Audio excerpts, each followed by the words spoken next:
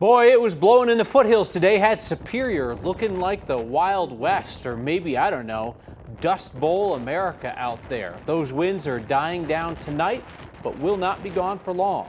So we begin tonight with 9 News Chief Meteorologist Kathy Sabin. Those winds are going to come back tomorrow. Yeah, and you can see how dry it is out there by all of the dust that's flying by. And it's not a calm night out there. The high wind warning continues until midnight. We've seen these flags just going along the Front Range, and we haven't seen the worst of it in Denver. The worst of it is over elevated terrain, some of the mountain passes, and now out on the northeastern plain, we've got gusts of 40 and 50 miles per hour. But the worst of it up in Gilpin County, Dakota Hill with a 90-mile-per-hour gust. How about Lyons at 70?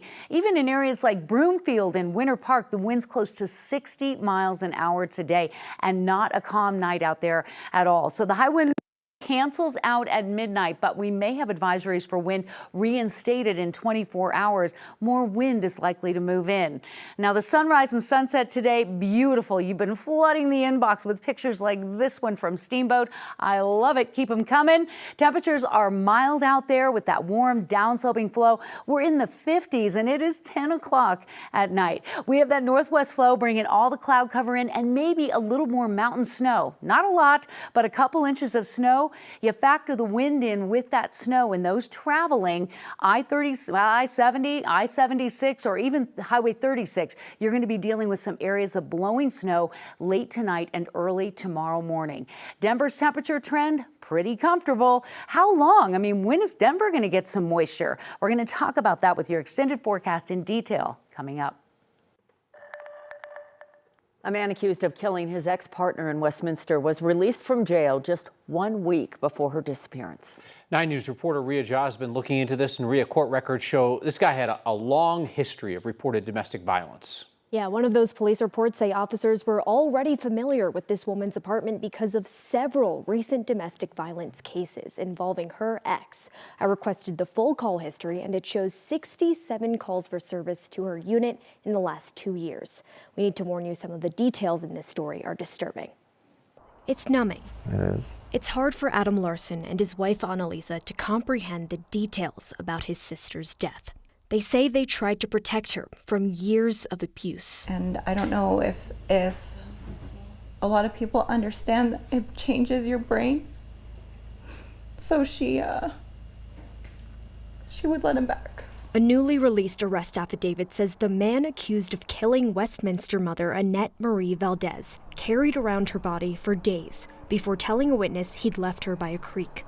Police found Annette's body in a trash can near Willowbrook Park on December 4th. The next day, they arrested her ex-partner, Thomas Perales, on suspicion of second-degree murder, abuse of a corpse, and violating a protection order. They even said that he was pushing her around in a shopping cart to get her from place to place. According to documents, Perales told police he killed his wife and, quote, paraded her around. We knew. I had a feeling it was him. Police records show repeated domestic violence cases involving Perales and multiple violations of Annette's protection orders against him. In the most recent case, officers say Annette called her mother scared, watching Perales through her Ring camera as he tried to break into her apartment, damaging the door and smearing the camera with paint, all while her 3 daughters were sleeping inside. Perales was sentenced to probation and released from jail on November 21st. 1 week later, Annette was reported missing, last seen with Perales. We've tried so much to get her away from him, and every single time she went right back to him. All she could say is, that's my kid's father. Right now they're completely heartbroken that their mom is gone, and it's about to be Christmas. We don't even know what to say to them right now.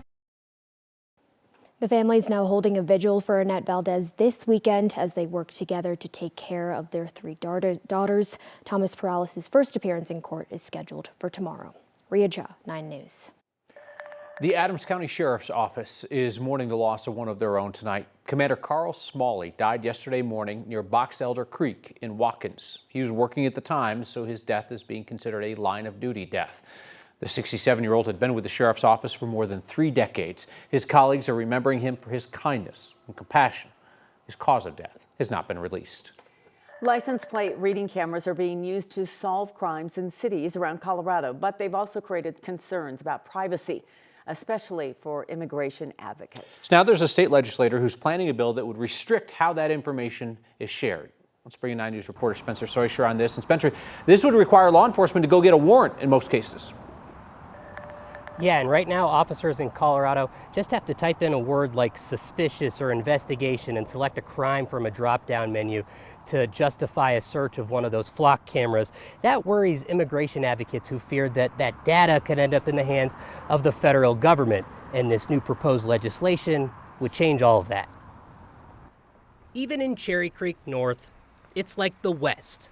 The wild, wild West. I mean, it's new technology, and it really took off. Flock cameras popping up everywhere, and more cities across Colorado signing contracts to use them. And I do think that it's been useful for law enforcement. Helpful for solving crimes until the data was ending up in the wrong people's hands. So there was a story that came out of Boulder about the city inadvertently sharing data. Democrat State Senator Judy Amabile from Boulder is planning to bring a bill to the upcoming legislative session to regulate the cameras. Since then, it's happened in other places too, where they didn't really even know they were sharing data, but they were. We've reported how Boulder and Denver didn't know they were on Flock's national network, sharing their constituents' data. We found Loveland Police was sharing data with Border Patrol. They said they didn't know they were doing that. And that just brought up the need for some oversight. Amabile says she's been working with the ACLU and a local privacy advocate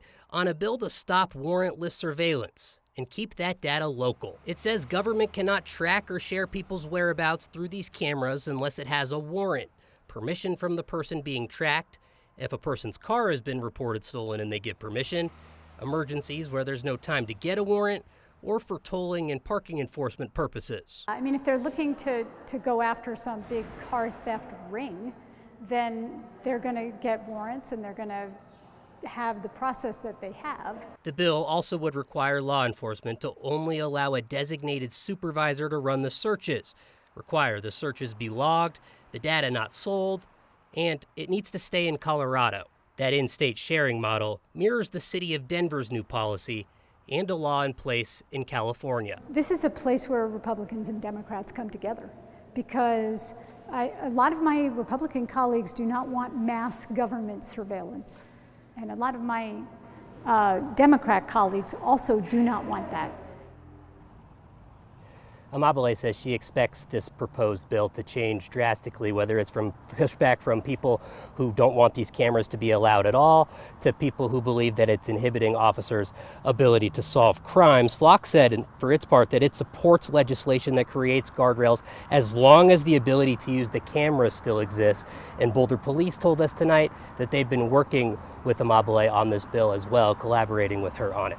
Live in Denver, Spencer Soisher, 9 News. State legislators are raising questions about an abrupt change in leadership at Colorado Parks and Wildlife. Jeff Davis had to ran the agency since May of 2023. He was the guy in charge of the voter-approved program to reintroduce gray wolves in the state. Last month, the Department of Natural Resources, which oversees CPW, announced Davis would step down and move into a policy advisory role at DNR. They also announced retired Army Major General Laura Kellen was named acting director of CPW. Documents obtained by 9 News Investigate show Davis resigned rather than be fired. We still don't know why he would have been fired. Today, state lawmakers question the sudden change. I understand that the executive director can hire an interim director, but I'd like to know why they didn't consult with or have a discussion with regard to the dismissal of the former director, Mr. Davis. I'd like to know if the department plans to hire, to use the same process that it's used in the past in consulting with the commission. We have requested interviews with both Jeff Davis and his successor, Lauren Kellen. Both of those requests were denied. Kellen's employment agreement does not specify how long she could serve as the head of CPW. Republican leaders in Douglas County want to penalize businesses that don't report shoplifters. Under a proposed ordinance, businesses that fail to report shoplifting within 4 days of it occurring could face a fine of $50 every day it's not reported, up to $1,000. Commissioners say the goal is to encourage businesses to create policies to report shoplifting. It's It's not entirely clear how the ordinance would be enforced, nor is it clear how the financial penalty would force a change in store policy. Our Marshall Zellinger tried to ask directly. If these are businesses that are willing to let thousands of dollars of merchandise walk out the door, why do you think a $1,000 maximum fine would be a deterrent? It's not necessarily a deterrent, but what happens at the corporate level is they institute policies at their larger national headquarters to comply with local government regulations. This would only apply in unincorporated Douglas County, so store in Lone Tree, Castle Rock, Parker, that wouldn't apply. There are about 900 retail stores in unincorporated Dougco. The city of Aurora is launching a new program meant to make home ownership more attainable. The program covers 4 to 10% of a home's purchase price. It's funded through a $720,000 grant from the state. The city expects to help 24 home buyers. Normally, programs like this are aimed at households with low incomes. This one's actually designed to help people making a little bit more money. A family of 4 making $168,000 a year would qualify. Aurora has a clear need for affordable and middle-income housing options. While the prices have risen significantly, wages for many families have not kept pace. For many otherwise qualified buyers, the down payment remains the biggest barrier to home ownership.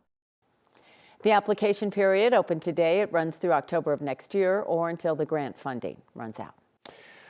Next year, students in the Poudre School District will start classes a few days later than usual. It's a heat issue. Tonight, the school board approved a new calendar that pushes back the start date. The district dismissed most students early several days at the start of this school year because it got too hot in classrooms. Dozens of Poudre schools don't have air conditioning. The new schedule makes the first semester about 2 weeks shorter than the second. The board says they're trying to make the best of a bad situation, though they heard from teachers worried that the number of missing days will take away valuable classroom time. I see a solution. It's not perfect, and it's not the best solution in the world, but that 1 week may give us a little bit of reprieve to that problem that was very urgent. Not only are there fewer days, but that translates into teachers having to cut entire units or have less time for students to review, less time for additional learning opportunities, less time for reinforcement of concepts.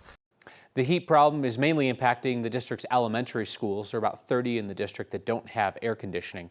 A plan approved by voters last year funds AC installation, but that's expected to take more than a decade.